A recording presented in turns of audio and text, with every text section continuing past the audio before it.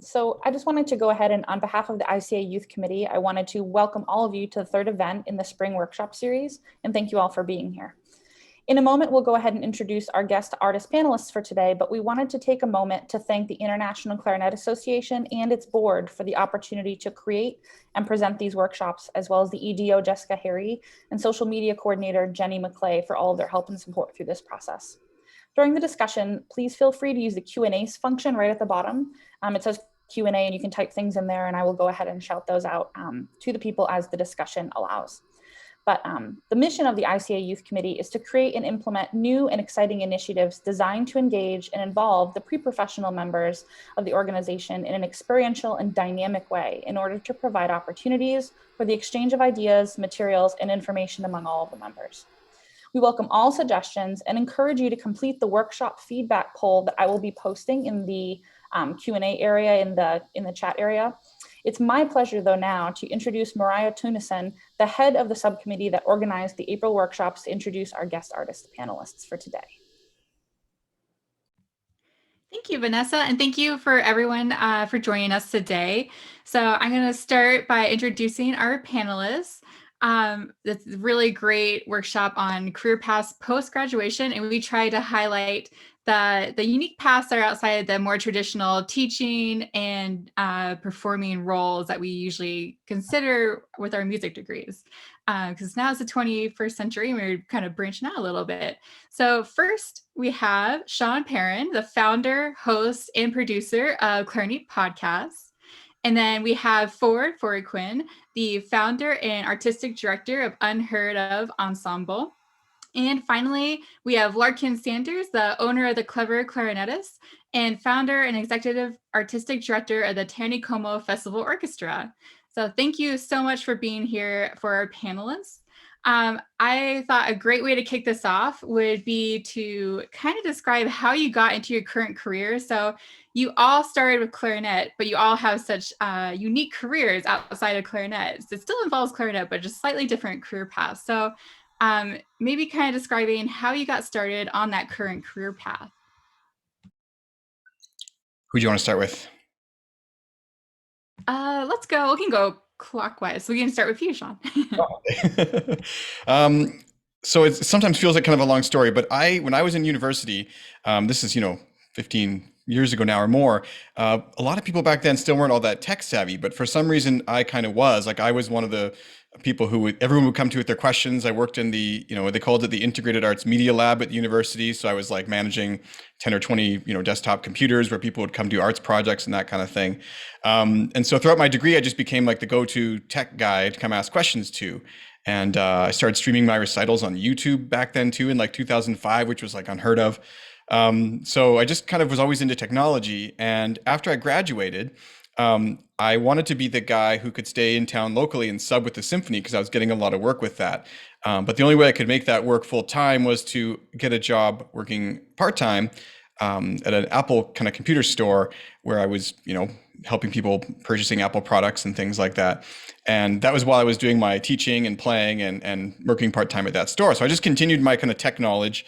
But my dad always had a business with hail repair. So where I live, there's a lot of hail and it ruins the cars. And so basically his business was to fix these cars. And I got into doing that in the summer and it was very lucrative. So it enabled me to kind of do that in the summer and then do my music throughout the year, which was a great sort of switch. But there was one time when I was doing that in the summer and I was kind of like getting bored of it because it's just, it's basically physical labor. I mean, it pays well, but it wasn't really what I wanted to be doing in my summers. So one time though, I was listening to podcasts and I did as I'd often do. I searched like clarinet podcast and I got bored of what I was hearing.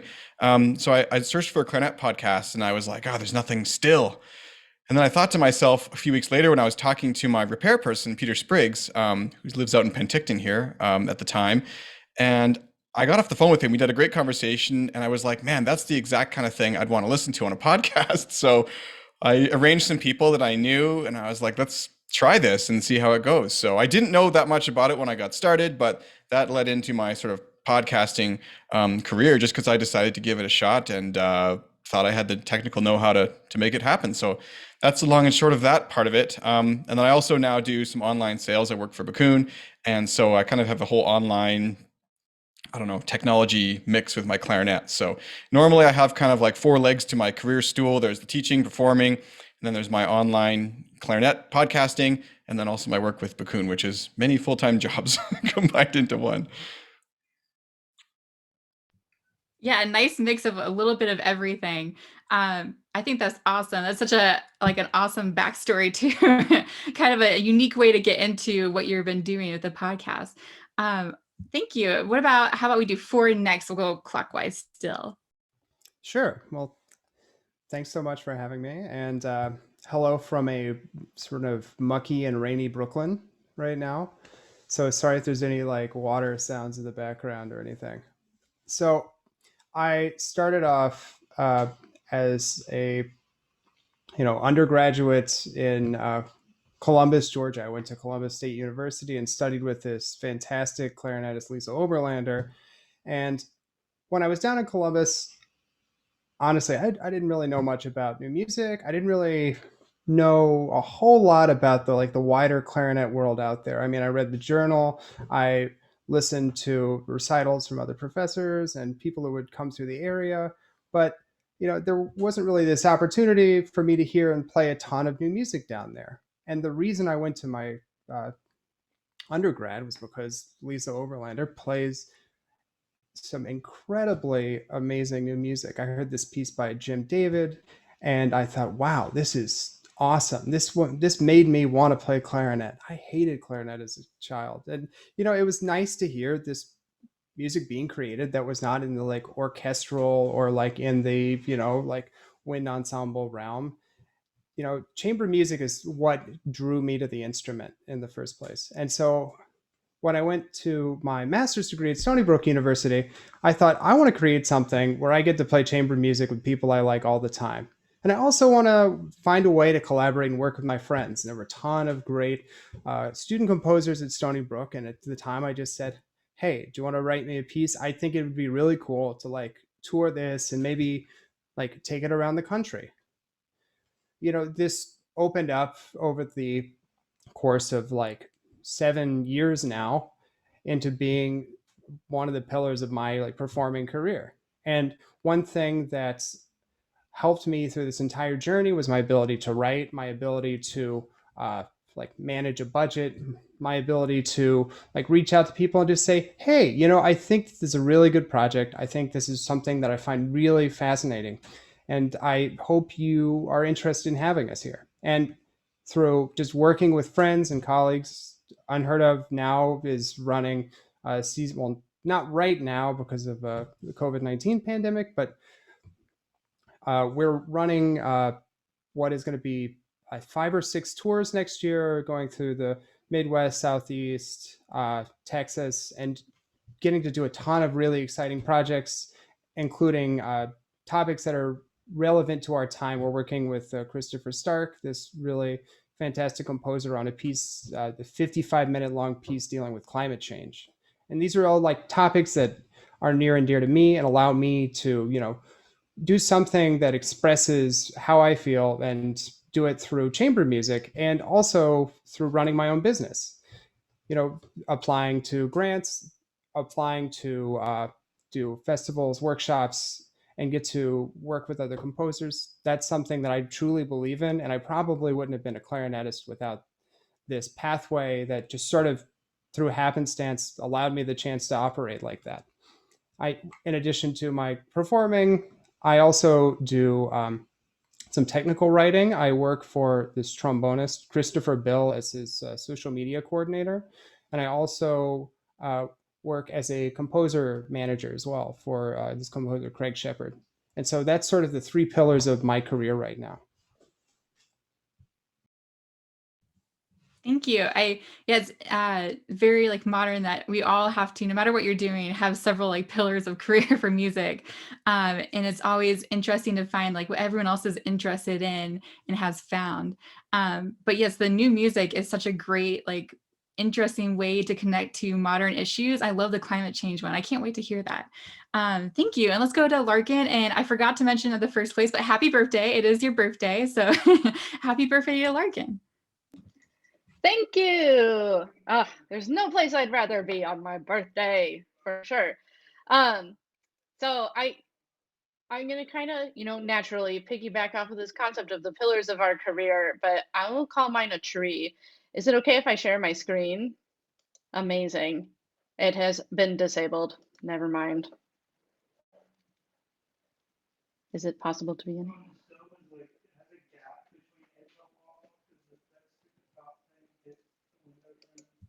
It looks like I don't have the ability to turn that on. Would it be Jessica? Give me a moment and see what I can do here. Okay. Well, while we're getting sorted through that, so I come from a musical family. My dad is a professional musician. He made his living as an R&B drummer. He went on tour with like Blood, Sweat, and Tears and Lenny Kravitz and people like that. And I was actually born on the campus of Stony Brook University, so small world, Ford. And my dad was a graduate student at SUNY at the time. And he was a big audiophile. So I grew up just listening all the time, listening. And I started playing violin when I was like 2. And I was like one of those super gregarious little kids that was always coming up to strangers and be like, "Hi, I'm Larkin. I love you." So that was kind of my introduction to being more of like an entertainer and a lover of like people than anything.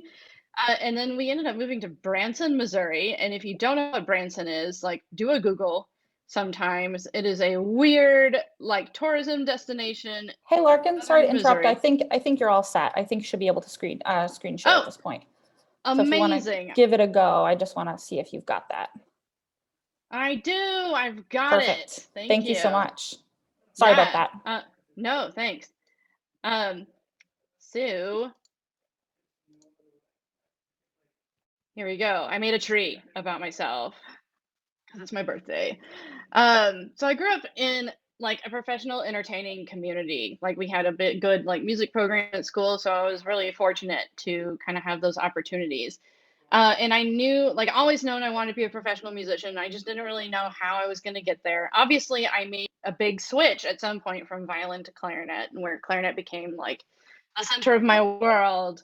And when I got to school, I actually learned this trick from Angela Miles Beeching book, Beyond Talent. So if you are aspiring to a professional career in clarinet and music, you must read this book. It's very important.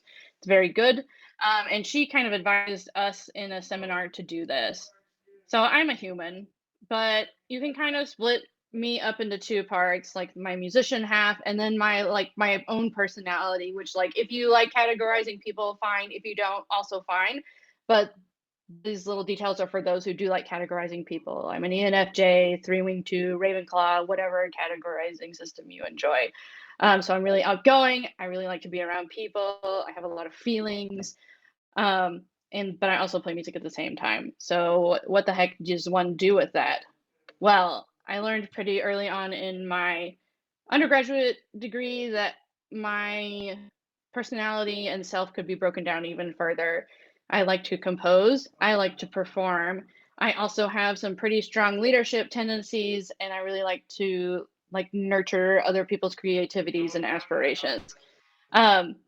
So consequently, like the leader part of me became this weird cog because I have a hard time playing in large ensembles because I want to be the boss of everybody. And being a clarinetist in a large ensemble is not really conducive to that kind of role. You're not set up to be like in a real leadership position except with like within your like 2 people right there. So it gave me a weird amount of anxiety playing an orchestra, and I realized that that's not where I wanted to be. So again, what do you do if you're not performing or teaching directly? Well, I realized I have all these, many more folds of who I am. I started taking on commissions as a composer. I did play an orchestra, but it still wasn't my favorite. I played a lot of chamber music. I started doing artist clinician work with companies like D'Addario and Selmer.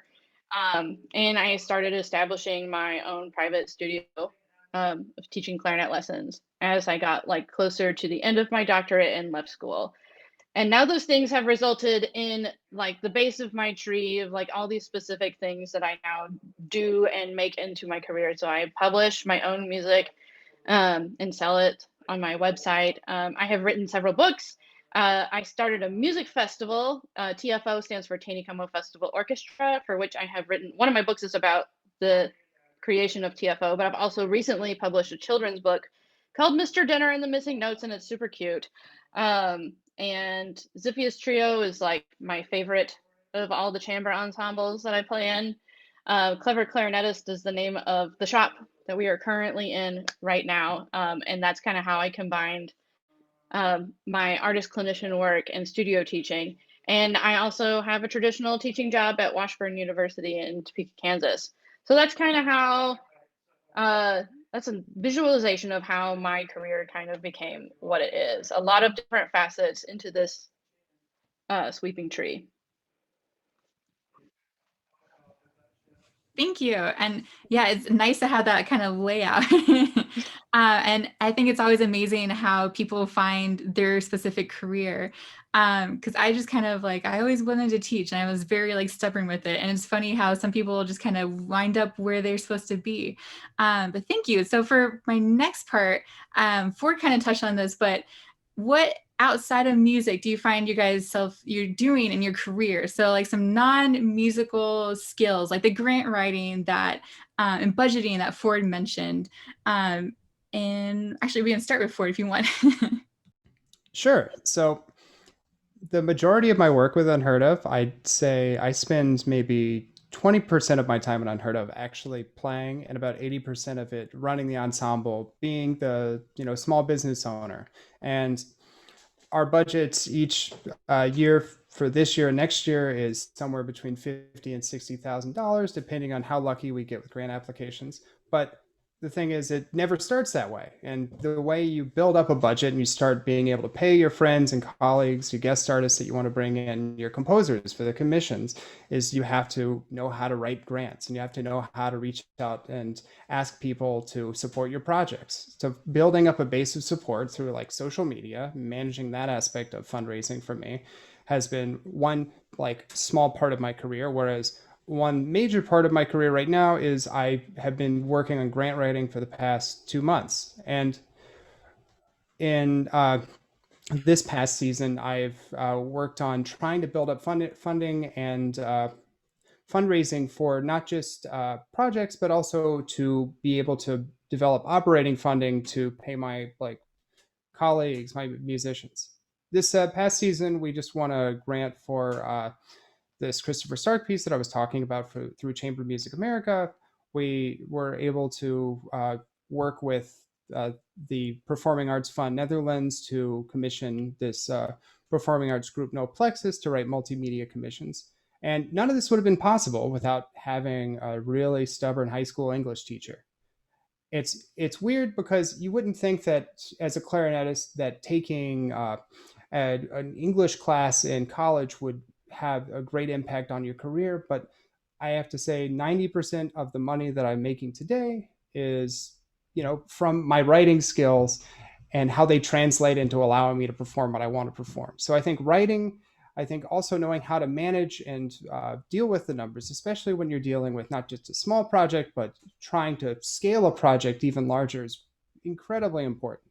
So for me, those are probably the most important two. Also, I guess creative thinking, how do you want to engage with people? You have to think beyond, I just want to play a concert, because who's going to come to a concert that you just say, hey, show up? No one. I mean, you'll get people to attend, but you have to think about ways to engage them and bring them into the music.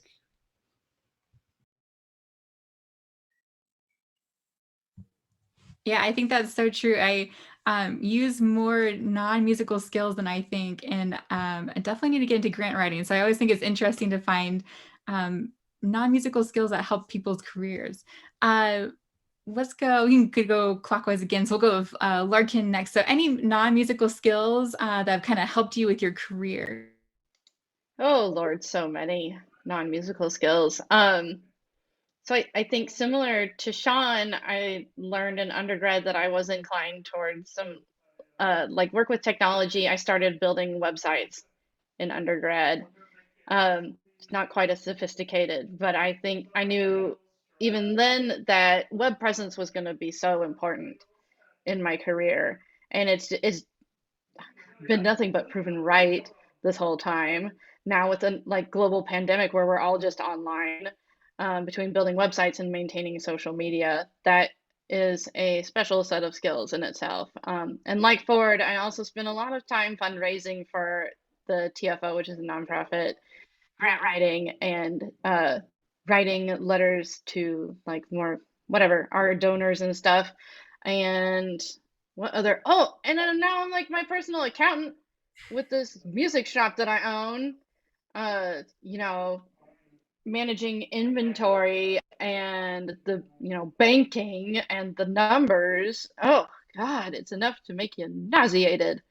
But I kind of enjoy it now, especially now that the business is starting to see growth. It's fun to kind of see your accomplishments in a very like concrete way. And what else is very non-musical? I guess to an extent, like I do a little bit of classroom teaching as well at Washburn. And there's no clarinet playing in that necessarily. Yeah, the numbers are always fun. Anytime I have to do math, I'm like, oh, I should have taken more math classes. Thank you. And then Sean, I know you already talked a little bit, but if you have any more input you would like? Yeah, I've always been of the opinion, especially in retrospect, that there's no such thing really as a bad job, so to speak. I know a lot of people work like a job that they're not thrilled about, especially young students. And I think if you're making money and you're doing something and you're learning something and you're hanging out with people and whatever, like just it's just a stage in your life and you got to try and, get through it. So I think for younger people, that's really important to realize. And it doesn't feel like that in the moment. Like I worked my fair share of like coffee shops and in a restaurant and blah, blah, blah. But I find that when you're in a job like that, the best thing to do is to set a goal. So I remember one summer I got a job at a restaurant and I really got the job exactly for the reason to go see Radiohead that summer. And I had bought tickets that I couldn't afford to go to for 6 shows, put them on my credit card. And I got this job, and every day I would draw a Radiohead symbol on my cup in the morning and set it on my station all day. So if I ever got bored or upset, I would look at this cup and maybe have some water. But yeah, it just really got me through the summer. And as soon as I reached that goal, I was able to go on my trip. It was awesome, But that restaurant job, as useless as it seemed at first, like I started just washing dishes. I went to the store and I was like, "Look, guys, I want a job for the summer. I mean, can I just start washing dishes today?" And they're like, "Okay." So I did. And it transitioned into a line cook, and I learned so much. And I learned so much about like serving people and how to cook. I still love cooking till this day. And there's countless stories like that. And you got to watch for interesting ideas that come up at non-music jobs too. For example, a lot of the skills that I realized that really helped me in marketing my private music studio and the podcast and everything else I do came from working, in jobs that were completely unrelated to music, because music people are very, very bad generally at being businessly with their music. And I think it's one of the areas that, if I can say, I think I excel in that, because I was a yes man for a long time, wanting to say yes to everything. But then there was a point where I realized I couldn't do anymore unless I cloned myself. And that's when I started saying no to things. And that's when my career really started to be what I wanted it to be. Is when I could say no to the stuff I didn't want to do anymore and charge the rates I wanted to actually charge, and take other things into account. But that's kind of the gist of it, is that if you're a student and you're thinking about your career going forward, try to find what you can glean from whatever it is you're doing right now, and bring it into what you want to be doing in the future. Now, that being said, if you genuinely want to be a full-time orchestral player, stop everything right now. And you have to go and practice and do all the stuff which these people do to get there, right? Don't take this advice, because that's not what I ended up doing. I'm happy with my portfolio career, but if you really want to do one of those things, you're going to have to find a way to focus. So in that case, I would say you still need to work and pay the bills, and you're still going to learn from your job, but you got to find a way to do that as much as possible so that you can, be that. And that's where mentorship comes in handy. And like they say, if your mentor doesn't have a mentor, you should fire them. So, but like even I have 2 mentors right now I don't want to talk about on here, but one of them's for my guitar and one's for like voiceover stuff. But I'm learning all the time. I think it's important. Thank you. Yeah, I think it's really incredibly true what you said, like kind of just gleaning things that you can from the non-essential jobs we have. I know I worked some retail jobs, and it made me such a better like talker. Before I was very introverted, and you had to like learn how to talk to people. But talking about mentors, is there anyone that you had early on in your career that kind of helped you figure out how to make music a career and like how you ended up where you are? Do you want to start with me? Is that Sure, yeah, let's start with you. so? Just keep going clockwise, I guess. Okay. I don't know. That's a good question. I've always been very self-driven. I most of my motivation is intrinsic.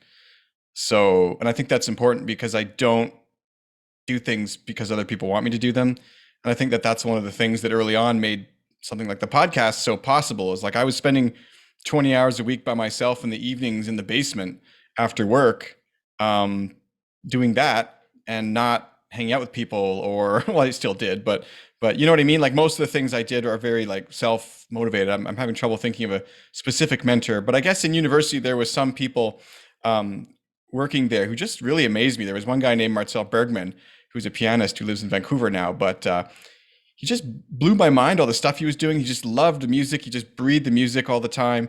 And we were in a new music ensemble. And similar to Ford, I just really fell in love with like that genre and the idea that it was. I always got sick of being told like, oh, you have to play in a certain style, or this is the tempo, or no, more like this. And I just tired of that. And the music that was new seemed so fresh and exciting because I could do what I wanted with it. I could make my own arrangement if I wanted to. I could play pieces that had not been performed before, and this was like wild. So I think even now, if I hadn't hurt my hand, I would have at some point tried to get back more into that stuff. And then we had a kid, so it's kind of busy right now. But in the future, I'd like to get back into some new music playing and even maybe writing some of my own music. But yeah, I think that the new music ensemble really is what changed my life in university the most, I think. Thank you. Yeah, new music's always awesome, and it kind of changes your perspective a little bit, I think. Great. Yeah, let's go. We'll continue going clockwise. We'll go with Ford next. Sure. So I don't know if there was any specific mentor that really like pushed me in this direction. I've had the luxury of having really supportive teachers who've really helped me along the way. Like my teacher Alan Kay at Stony Brook has been such a supportive person in terms of letting me do whatever I want to do and to like explore these things, especially in the early years when it was essentially me going, yeah, I think I'm going to try to do this random tour and see how it goes. I sometimes the reactions against something are just as powerful of a motivator. Whereas teachers like Alan have been so supportive. I've had people in the past who have been like, wait, how are you going to do this? This seems unrealistic. Like, how are you going to afford to like put the money in, invest the time and energy? I mean, I'm sure you can think of people who've said, wow, this is not going to be something that's going to sustain you long term.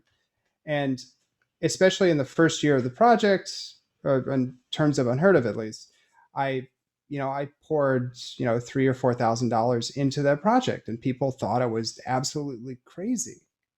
Why would you invest this amount of money? But small businesses invest money all the time. This is one thing that just didn't make sense to me when I was doing this. So that reaction against something too has like also shaped my career.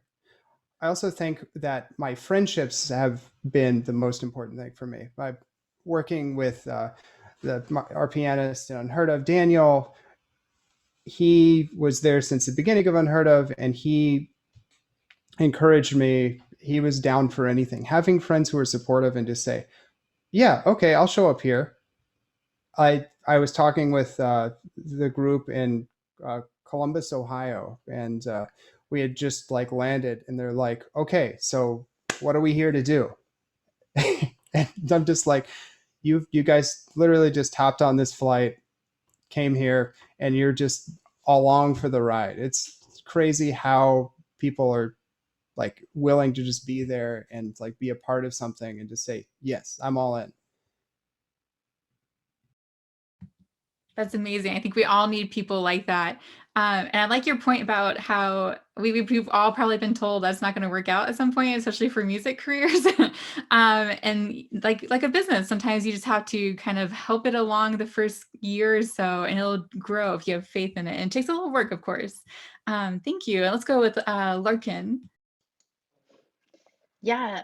So when I was an undergrad, my teacher, Stephanie Zelnick, actually was the first person to actually verbalize the words that I needed to make opportunities for myself. Just like, if you want to do stuff, you need to be the one to do it. And I was like, oh yeah, you're right. I'm gonna do it. She just had to tell it to me one time, and then I was off. And everything that Ford and Sean have said is like 100% relatable to everything. I think it's been for me kind of a combination of being like an extreme self-starter and wanting to do my own thing and not wanting to be told what to do by other people, and also wanting to combat leaders in a way. I had similar reactions when I was starting the festival, that like it wasn't going to work. I remember someone literally laughing at me when I was like at a party telling him about how I was going to start a music festival, and he like almost spat his beer on me, and I was like, this is rude on so many levels and gross. Um, so out of that came like a relentless positivity too, like being positive even in the face of bleakness, even when it looked like it wasn't going to happen, still like having a tiny voice in the back of my head saying like, it's going to happen, it's going to happen, it's going to happen. That's always been really important. And then yeah, even after Stephanie, all of my teachers have been 100% supportive and great. So to any youths looking for their next school or next mentor, make sure you love them. It's really important. Do you mind if I add one thing to that, Larkin? Mhm. So it's funny that you mentioned being like laughed at and like trying to start a festival, because so Unheard-of does this thing every summer where we invite composers called the Collaborative Composition Initiative. And when I was an undergrad, I started this, or I attempted to start this like composers conference at my school and bring in students from other accompanying universities. And it was like this big point of failure because I tried to get people together, sent out emails, and it completely bombed. I mean, obviously, your organization didn't do that, but I think it's important to know that, like, for me, when I was starting this, I learned all of these skills about like what I needed to do, what I didn't need to do, and organizing and developing something and trying to bring people together and promote the event. And I think it's funny that I chose the name specifically because I was like, okay, I didn't get the festival right the first time. This time, when I'm going to start my composer's workshop, we're going to do things right. And it was like a point of pride for me to like have that there. It's hard to start a festival, so I applaud you. I know the work that goes into it. It's so hard, but it's also so rewarding now. It's like, I mean, at least for my cultural background, it's better than Christmas. Um, when the festival comes around and everyone shows up, it's it's the very best. But yeah, being laughed at and doubted and made fun of in the first like year of its existence was not fun, and then having to learn it all by trial and error, which I think was probably how all of us did everything to an extent, right? There was no guidebook or no person telling you exactly what to do all the time. So there has to be some level of fearlessness as well. I took an online course from UPenn recently about entrepreneurship, and something they said is that entrepreneurs tend to be overly confident people. For better or worse, take it that what you will, but I think it's true. Like, if I'm honest about myself, like my boyfriend will even say the same thing. Like, your overconfidence is good for something. It's good for a lot of things, I think. Especially just trying to start a festival or something from scratch. Yeah, having the fearlessness to do it will help a lot. Kind of piggybacking off of that, do you have any advice that you would give current music students who are just about to graduate or trying to start their career, trying to start a festival or something like that? And we can start, we'll go clockwise. Yeah, okay. I think I would also just quickly add to what we were talking about, that like you have to become really good at deciphering what feedback is worth taking seriously. And sometimes it's the feedback you don't want to accept too. Like when I was going to start Clarineat, I was going to call it Clarinerd, and my wife was like, "That's stupid," and so I didn't do it. So I changed the name and picked Clarineat instead. But you know, I'm glad I did. I think it was working out better in the long run. And you want to talk about getting laughed at parties? Like, try telling everyone you're starting a clarinet podcast. I mean, it's not, non-musicians don't find that very compelling. But yeah, I think that it's just really important to look at the top feedback that you get and kind of brush it aside, like from your mom. "Oh, great concert, son." You know, it's probably not the truth, you know, even though it's great to hear. And then the bottom has to go too, like your enemy or someone who you don't even like, who tells you did a crappy job. I mean, you don't need to listen to that, but all the stuff in the middle, you have to find a way to incorporate, even that which you don't like, because it's probably true. You just don't want to hear it. So anyway, but advice for graduating, like that's a big one, I think, what I just said. I mean, that's pretty important, because too many people get kind of holed into their own way of doing things. And I've heard so many stories of victimization of people who, oh, you know, not that they couldn't make it as musicians, but somehow the music career didn't work for them, and they're blaming the career path, and they don't want to accept the reality of like looking for gigs, connecting with people, making your own opportunities, all these things which are super, super important. Taking the auditions if you want them.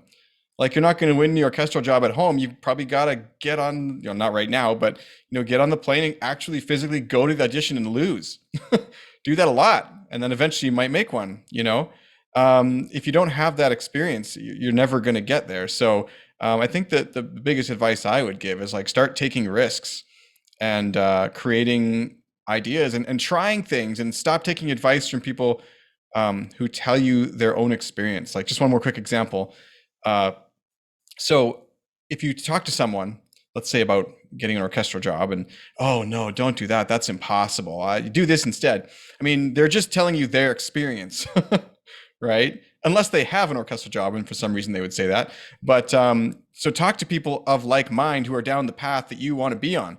Like, and I learned this about investing too. Like, don't take advice from people who don't have portfolios or who don't buy stocks. I mean, you need to talk to people who do a good job and know what options are and know all these different things and ins and outs of stuff, and how to actually make it work, because you'll find that the guy who doesn't even have an investment portfolio doesn't give the best investing advice. So, and this is true for music, it's true for life, it's true for cooking, it's true for everything. So get advice from people who actually have experience giving that advice. And if someone gives you advice that you didn't like maybe you're writing a piece or starting a festival and they laugh at you, you got to take that into account too, and don't tell them stuff next time. You can still be friends, but don't tell them this stuff. They don't need to know. If they're going to be rude about it and negative, and they don't need to know these things. So they won't next time. Their loss. Finding, yeah, good supporters and a good supportive network can help so much, especially with careers in music. You get so many people saying, "Oh, you can't do it," and being kind of very negative. And yeah, having a supportive network will help so much. Thank you. Yeah, I love that. Yeah, we'll go clockwise again, and go forward. I think it's just important to you know, accept failure, be ready to fail, and learn from that every single day.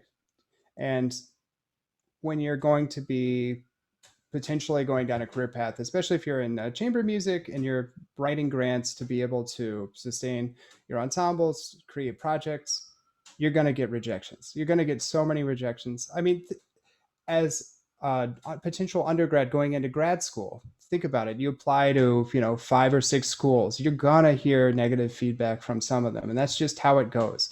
There are always so many people doing great work in our field. And, you know, unfortunately, there's just not enough spaces open to them. If you're going to be applying to a graduate school position, a job, anything, just don't let it get you down, and don't let it stop you from thinking, okay, well, what did they not like about that application? What did they not like? Because there's always something that you can improve upon.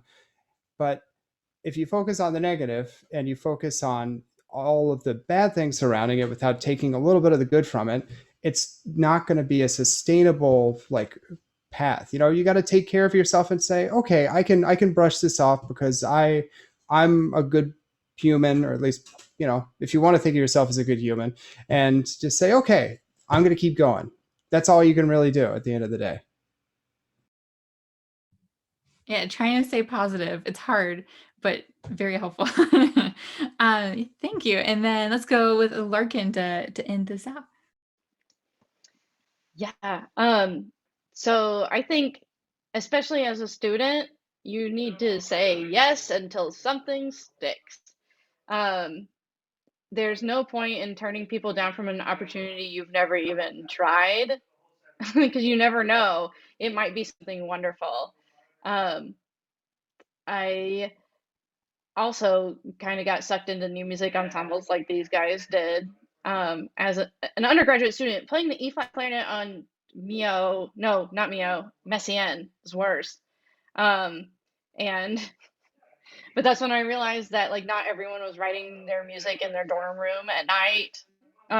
That it was a unique thing that I should try and capitalize on. Because you never know what you will end up being able to capitalize on, and think creatively. When more than one thing sticks, there's got to be some way to incorporate both or all the things together to make your own kind of unique career path. Yeah, I think trying new things always helps. And especially like you guys, I got sucked into playing new music gigs as we need a clarinetist, you have to do it. And I originally thought, no, this is going to be not my thing. And then I loved it. So you never know. Definitely at least try it at least once. Thank you. And then do you guys have any like career tools that like really helped you? Whether like daily habits or even something like simple like scheduling your Facebook or social media posts, anything like that you would like to share? And we can go clockwise again. I feel like this pandemic has caused me to like refine a lot of stuff in like how to stay sane, and I hope I can keep up some of it after this ends, because it's been kind of nice. In some ways, some of the stuff that I've been doing has been kind of a nice change, and in other ways, it's kind of like, am I doing this just because I'm bored with the pandemic? But I mean, I've been using an app called Streaks, and basically what that is it's a way to, it's like a to-do list that you set a goal. So right now, for example, some of my goals in there are like 5 times a week I want to exercise. 5 times a week I want to, make sure I practice guitar, and 5 times a week I'm doing some like composing and songwriting, and just other things like that are all in there. And some of them are like mindfulness stuff, like meditating, and some of them are exercise, and just like it lets you create 12 tasks that you can complete throughout the week. And I think that kind of like gamifies it a little bit, if you will, and also really lets you know, like, did I do these things this number of times that I had hoped to this week, right? It's so much better than just a to-do list, I find. So highly recommended. Check that out. It's a good way to spend $4. And then, yeah, I guess like for me, and this is again, just me, but one thing that I use, and this is totally unrelated to music, but somehow it helps me a lot in my career. I do like cooking, and I also find that I just don't have a lot of time. Like I'm so busy, right? So we started about 3 months ago getting this HelloFresh, which is like a food delivery service. And it just blew my mind, because like it's actually less than groceries if you do the math properly and don't still buy groceries. And every night we have a different dish to eat, and all the time I get back shopping and stuff, I feel like I can enjoy it differently or do something productive if I want. And I don't know, I find it really kind of fun and interesting. It's like an activity, and in a time when there are no activities, I guess that's my activity. But so, but it really does free up my time for getting back into stuff. I remember when I was working at a military camp one summer teaching. One thing that I loved about it was that there was other things I didn't, but there was some things I loved about it. And one of them was that, your day would start at 9, it would end at 5. That was unreal to me. I was like, what? And the other thing was all the meals were prepared in a kitchen. There was no cleanup, there was no shopping, there was no nothing. So when you finished your food at 5:35, that was it for the day. You're done. You could do whatever you wanted. And I liked that. So this kind of is kind of like that, except I still have to cook, which I like doing. So, but just developing good habits, I guess, and finding a way to actually get your tasks done that motivates you, right? So Yeah, any way I can free up time, I love. And the to-do list always helps. I'm like if I can check it off, that makes me feel so good, like I completed things, even if it's like little tiny silly things. Thank you. Let's go with Ford next. I mean, I don't know how I can add too much to this, aside from saying, like, for me, one thing that I've done as a habit in almost all of my writing is have someone else, before I submit a grant proposal, before I submit anything, always check in. I feel like it's like really bad luck for me to not have my grant go by Daniel, who's our pianist, but also like really great at proofreading too, or send it by someone, because if I don't, I always look back on the application and find 4 or 5 different typos, different things. Thankfully, since I've started this habit, I have found very few typos. And, you know, these sorts of things, even if you think, okay, I can proofread this myself, it's a really small thing, contribute long term. So, with your writing, with your number work, with your like, when you're accounting, always make sure you have someone come in and double check. No one's above getting someone to read through and check through something. Yes, I love a double check. Anytime I can have someone proofread my things, I'm like, thank goodness, someone else to just help me out a little bit. Applies to your recitals too, just FYI. Yeah, I would say I always love to have someone like preview my recital pieces too, just to like make sure everything sounds good and makes sense to the audience. Perfect, thank you. And Larkin will be next.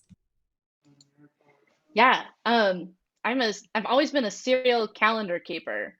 So when I was an undergrad, that meant like a paper calendar. I was obsessed with Franklin Covey products, and I like was known for having my wallet planner with me at all times. And I think that turned me into the like reliable human clarinetist and otherwise person that I am today.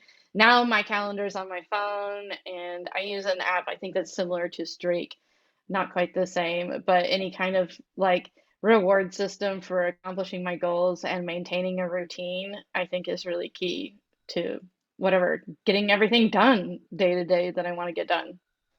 Which one are you using? Is that Trees one? No, it's called Tick Tick. Tick Tick? Tick Tick. Yeah. One word? T-I-K, I think. Yeah. Yeah, T-I-C-K, T-I-C-K, Tick Tick. I have a counterpoint to this. I actually have started recently. I used to use like an all digital calendar, but now I've started writing out like larger things, giant goals on a giant whiteboard that I keep, and I get to like have it in front of me and know, okay, April 15th, that's coming up. Got to watch out for that. And it helps. Sorry, go ahead. You know what they say the trick is to do lists, and that's one thing I like about this Streaks app is like actually scheduling the time to do it. Like if you want to do something, don't just write it down. You have to say, okay, on Tuesday at 3:00, I'm going to clean the car or whatever. Like otherwise, it's just a list, right? So what I like about the Streaks thing is that like it expires at the end of that day. Like if you don't do the task that day, you can't add it back in tomorrow. Well, you can, but you shouldn't. So it really is like, look, if you don't do this today, you're going to break your streak. You have to do it. And so you have to get it done. The visualization always really helps. If I can see it, I think that's part of like being a musician. Like if I can see it on the paper, see it on something, it helps so much. And then another question I have is there anything that you guys delegate, like finances or like producing or editing, that you find like really helps you kind of tying in with the to-do list and like freeing a little bit of your time up? Yeah. So I read a book, I can't remember what it's called, but it talked about the value of doing this. And sometimes there's certain skills which you shouldn't work to refine because you can just outsource them and you can focus on what you want to refine, right? So for me, there's 2 of those things that I do all the time, actually 3. So the first one is all my accounting and stuff. Since I became incorporated, I need to do it anyways in Canada. Legally, you have to have a certified accountant do your taxes for an exorbitant amount of money. So that's one thing I have to do, whether I like it or not. But you know what? It's good because it gets it done with. It's hours of time I just hate spending. In fact, it reminds me, I got 2 weeks now to finish that. Better send that over. Anyway, so the second thing is the podcast editing. There's 2 reasons I outsource that. And one is because it just adds, I have to proof it anyways when it's done.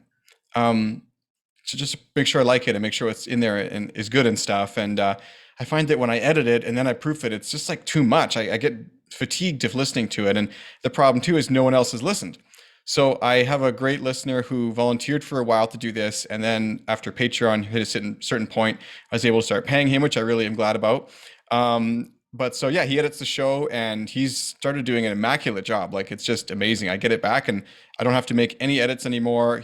I told him he's a musician. I trust your ear. You do great work. So just if I say something that's ridiculous or something, just take it out, make it flow, make it sound good. And I get it back. And every time I'm super happy with it. So, and if I'm not, well, I have yet to be like, oh, I missed that thing I said or whatever. So he does a great job. Really, really good. And there's something else I outsourced, but I can't remember what it is right now. It's more minor. Oh, during the pandemic, some of my shopping, I guess, like I would just order groceries online and I don't want to go to the store and, deal with all these people and all these rules and all this craziness. I just want to get my groceries. So they'll just arrive at my house and even shopping on Amazon over choosing to go. I know that's contentious because people want to support local business, including me. But I mean, for something I'm going to buy at a big box store like a Walmart anyways, or I'll have to, I'll just usually use Amazon because then I don't have to leave my house. Just on Friday, I went out to buy something that said it was in stock locally, and I got there and it wasn't there, and I saved $15 by ordering it on Amazon later. So anyway, I think that the little chunks of time like that you can get back. I mean, that's half an hour to the store and back. So there's only so many times you do that 10 times a week. All of a sudden, that's a lot of time that you want to get back. So I guess those are the three kind of things I currently outsource. Yeah, anything to help get a little bit of time back. And I always love to apply to something either like more creative or more musical. Then usually it's, yeah, like you said, kind of the things that we don't really enjoy anyways, and that maybe aren't super helpful for us anyways. Well, and even like just spending time with my daughter, like I found that, it's so much more fun to cook with her at the counter than it is to go grocery shopping with her. And so I really felt like it improved our relationship. I'm home all the time anyway, so we have a pretty good relationship, but it helped make it just more fun and something to do. So yeah. The one good side of the pandemic, kind of focusing more on like the little ways to bring ourselves joys. Yeah. Yeah, thank you. And we'll go to Ford next. So this is actually a sort of a funny thing because I am like really bad at delegating out certain things. So for me, the one thing that I've started delegating a lot more is bringing in the rest of the ensemble to help plan tours. So the way it used to work was that I would handle like 3, 4, 5 different like geographic areas, like plot them on a map and like find specific points, plan the driving logistics, everything else. Now, the problem with doing it this way is that I found that, okay, I'm like spread across like 5 different things. And if I bring people in, they're only able to manage like one specific part. So like what I've ended up doing is dividing it into specific like theaters. Like, okay, I'm handling Southeast, Midwest. Our pianist is handling Texas. One person's handling like an exploratory project that we're like not really talking about. And it's like, okay, you start planning further and further into the future because you can delegate that like amount of time and energy, but I don't have to like focus in on any other part of the project. If you have to delegate on something, but do it twice, that's it becomes really ineffective. One thing that we've actually started not delegating at all, though, is audio editing. So I do for our like stream video concerts, I do the audio and video editing. And one thing that I found is that, sometimes if you delegate something out, you're losing X amount of money. You're losing X amount of time and energy trying to go from point A to point B with a project. So for something like that, where the margins with whatever presenter, whatever, school is hiring us are so slim anyways, why not find a way to bring that money back into the ensemble? If myself or our violinist Mateus can handle the audio and video editing and do as good of a job as a recording engineer in many ways, why not bring that money back to us and find a way to incorporate that into our own pricing structure, into our own model as an ensemble? Sometimes you can DIY something and make it work for you too. So there's a little bit of both sides of it. Yeah, that being able to delegate just helps a lot, I think. And something that we don't really necessarily think of, especially when starting a career. I feel like you usually do it just by yourself. Not always, but then the farther along you get, the more you're like, I need to start delegating things just to make everything work for me. Thank you. Let's go with Larkin. So in the second year of the Taney Como Festival Orchestra, our beloved conductor Joe Peters came up to me and like gently grabbed me by the shoulders and said, "Larkin, if you don't get a personnel manager, I'm never coming back."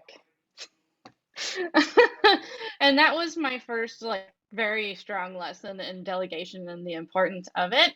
And sure enough, the next year I hired a personnel manager, and now we have 5 staff members besides me running the day-to-day operations of the music festival. So it's a very wonderful success story of delegation. The most important person is the personnel manager for me, because I thought, that was going to be the thing I loved about running my music festival, was like working with all the musicians, and it turns out I really don't. Because it turns out, as I think we've kind of touched on in this group chat, that like musicians tend to not be very business and organizationally oriented. It's like herding kittens sometimes, and I can't stand it. So fortunately, that's something I delegate to a person who's very gentle and firm when they need to be, who can deal with that. And I'm just not sitting here like throwing my computer out the window because someone asked me what the schedule was for the day. I like just can't do that kind of stuff. And uh, something I delegate in the business is that I outsource the manufacturing of most of my like swag things. I started off like making things because I like to sew and stuff, but then the demand just got too high. So I got rid of it because I realized the thing I love most about doing that anyway is making the designs and doing the artwork. Like I don't need to be physically sewing t-shirts. That's ridiculous. Thank you. Yeah, I'm sure I can only imagine like how much that that escalates as the orders keep piling up. And that kind of ties into my next question. Is there any advice you would have given yourself when you were first starting your career? Yeah, I mean, a while ago I did a podcast. Actually, it was very ironically titled "How to Make 2020 the Best Year Yet," and it was at the end of 2019 I made it. And if I'd known it was coming, I would have not called it that, because it's been very hard for anyone to make 2020 their best year. It's just been hard to stay in shape or eat well or whatever.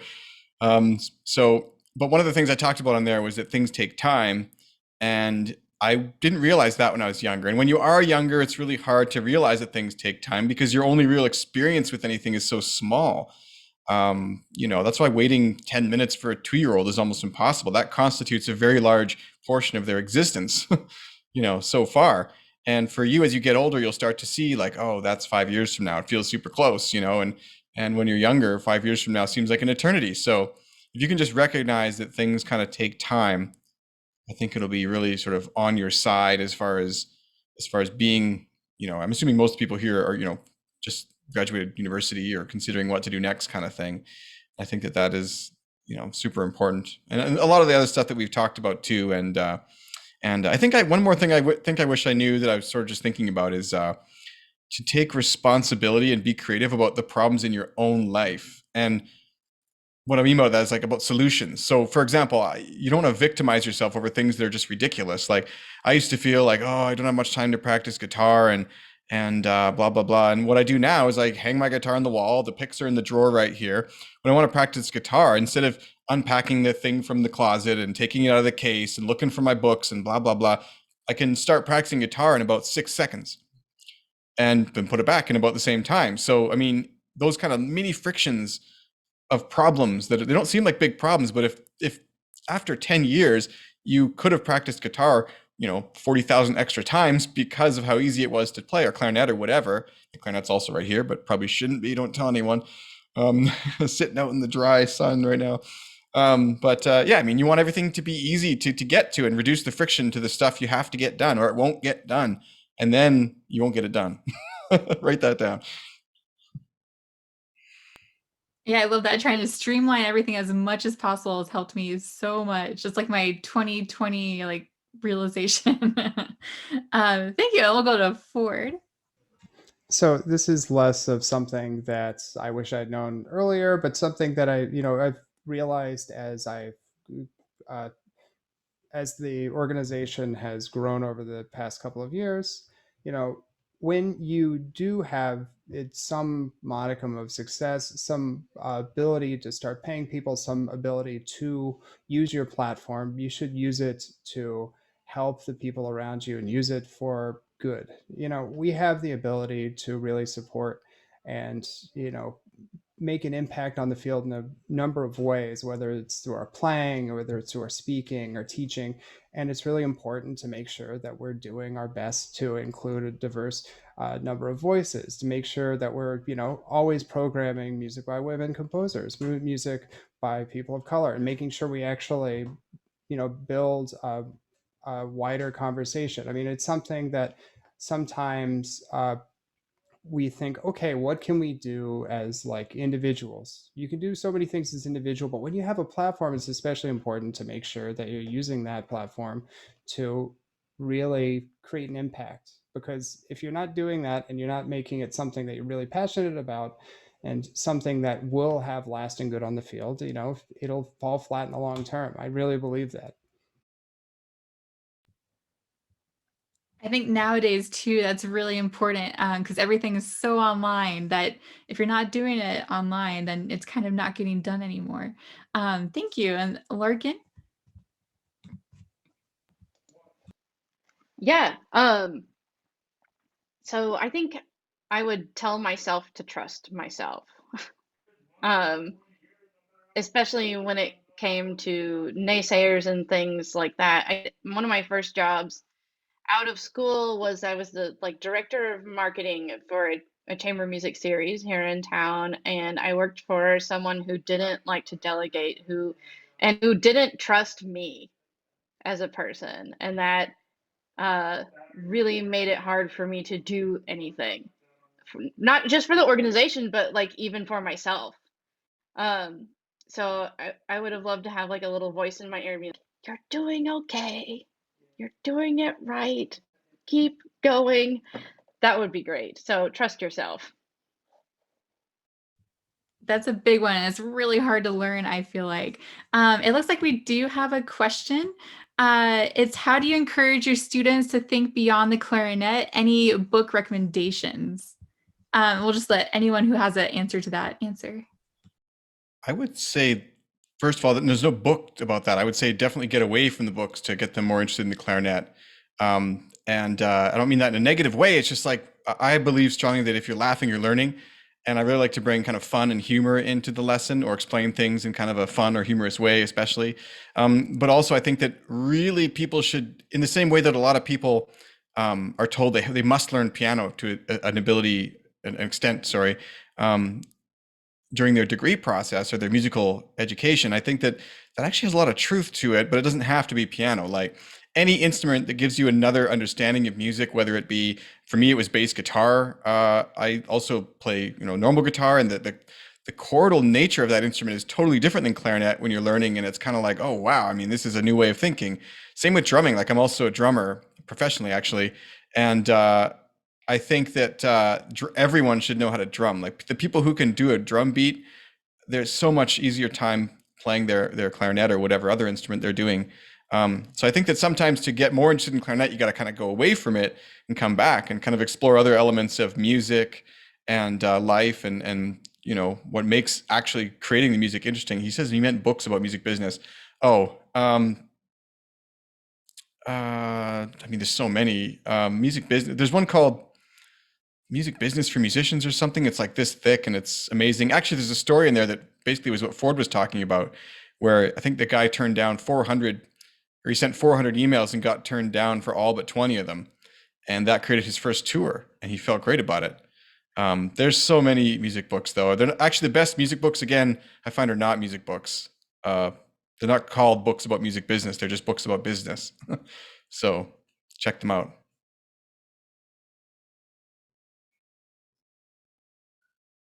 Anyone else?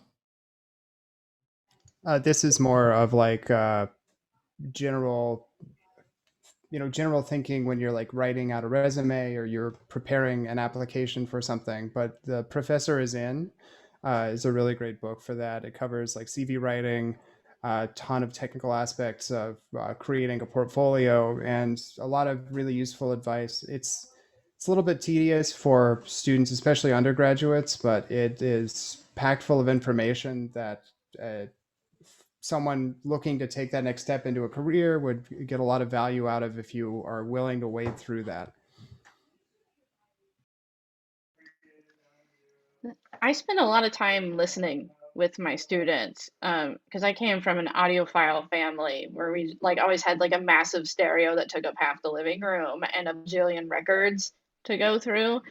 Um, and especially if they're bored or if they just like are having a hard time finding something to get into and like, okay, well, let's go listen to some really cool clarinet recordings or other instruments too.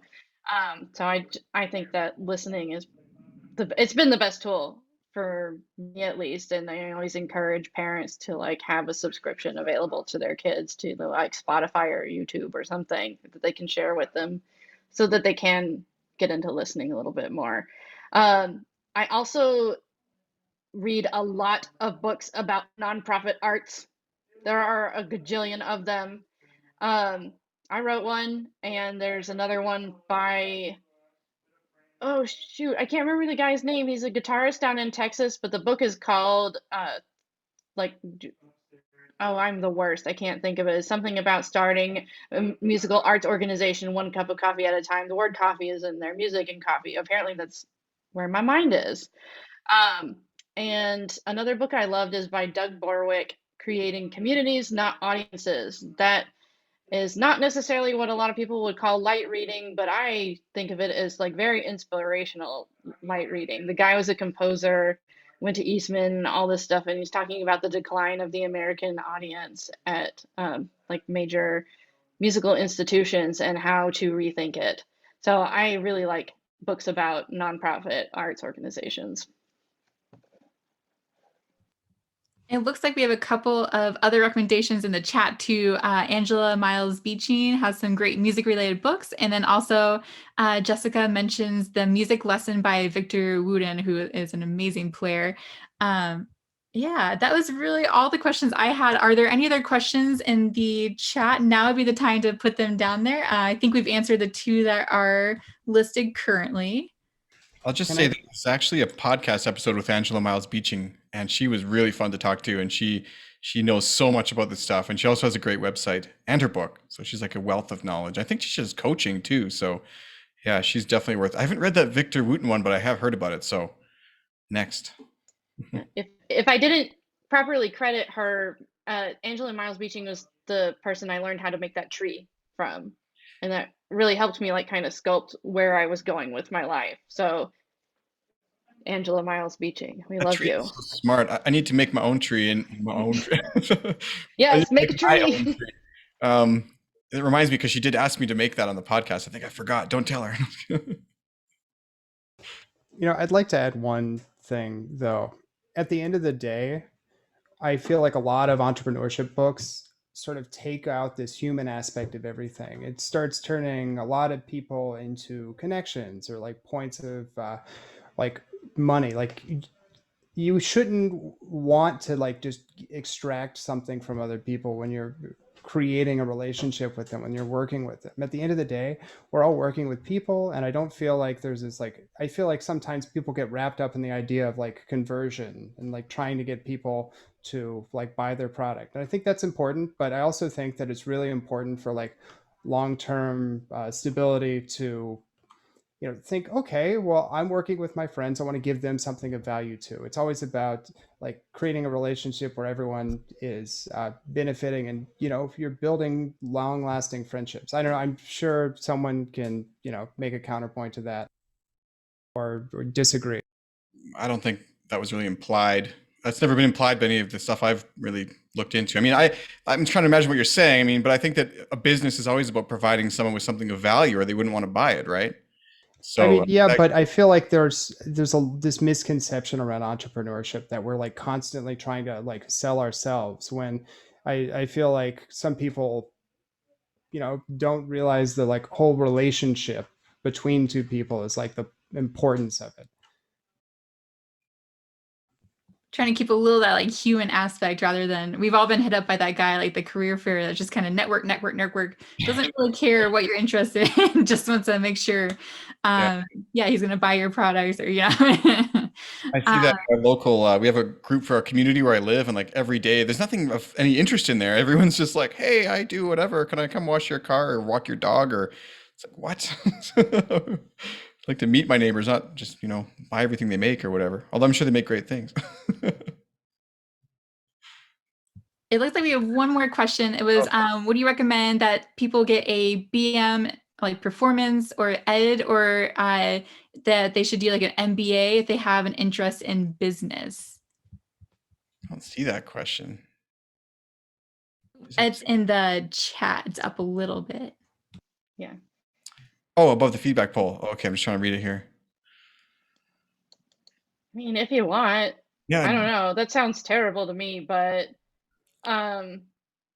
if you want education, like if you want to get better at something, like if you want to have a great understanding of business, then absolutely do it, especially if you are not super into the whole learning trial by error, which I love, but I know it's not for everybody. Yeah, I think I'm kind of with Larkin. I mean, you have to know what you want to do. I mean, if you want to do that, that sounds awesome. But I don't know. I really struggled early on with kind of the career path that I felt like I needed to take. And originally I thought I wanted to take it too, because it seemed like that's what you would do, is you would go and you'd play in orchestras or do whatever else. And it just seemed like that was the path. And then I remember specifically one day in a class, I had this thought, which was kind of a weird thought, but it did define basically everything afterwards. Is I realized I was tired of reading about what other people had done, and I wanted to do things. And it just kind of was a light bulb moment for me. I was like, well, wait a minute.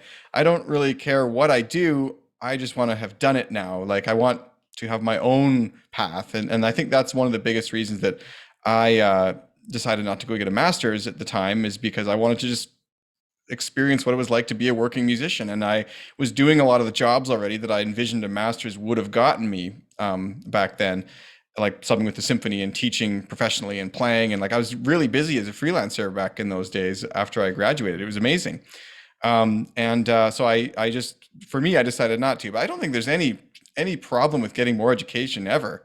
I think that if you want to get an MBA, then absolutely, but there better be a reason for all these things. I don't remember the book it was, but they talked a lot about how you need to make sure that you're not just going and spending another $80,000 or whatever it happens to be on education, that there's actually a path forward from that.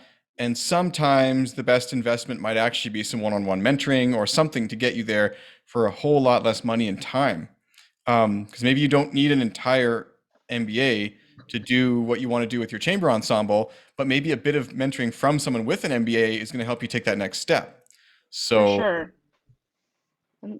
Like I know at least in most major American cities, so I think places like Jacksonville and wherever you are in New Jersey, like would probably have a small business development center where they offer free mentorship. That's where I got all of my business mentorship, honestly. I can I have a person, like a caseworker, and I just shoot him an email every once in a while and be like, hey, I want to do this thing. I don't know how to pay for it. Can you help me figure that out? And he does. It's amazing. sometimes trading services is really good too. Like, and you might not think, well, I'm a musician, I have nothing to offer, someone with an MBA who runs a business or whatever. But I don't know, maybe their daughter's getting married and they need a string quartet or a woodwind quintet for their wedding.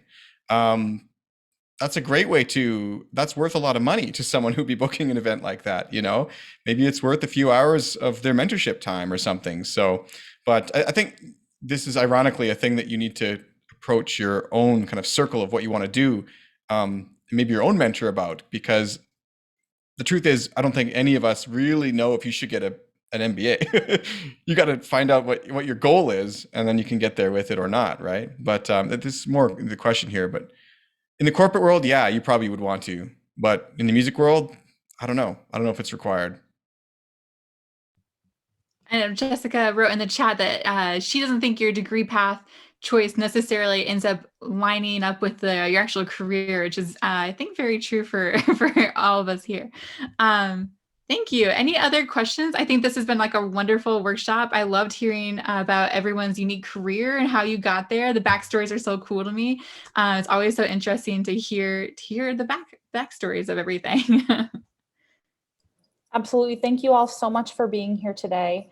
We want to go ahead and again thank all of you, all of the guest artist panelists, Larkin, Ford, and Sean, for sharing their experience and insights with us. And thank you also, a special thank you to Mariah Tunison, Lucas Wilsey, and Louis Viquez, who are the people who planned all these April workshops. Finally, thank you to all of you who have attended. Please do take a moment to complete the workshop feedback poll that I have posted in the chat for all of you. But also, we're going to plug next week's workshop, or 2 weeks from now workshop. Don't miss the workshop on Saturday, not Sunday, Saturday, April 24th, when Jorge Montilla from the University of Iowa and Cheyenne Cruz from the University of Texas, Arlington will be giving a presentation and take questions about E-flat and bass clarinet playing resources and techniques. For more information about the ICA Youth Committee and what we do and some of our projects, or to visit, or anything having to do with ICA, visit the ICA website and also the ICA events calendar.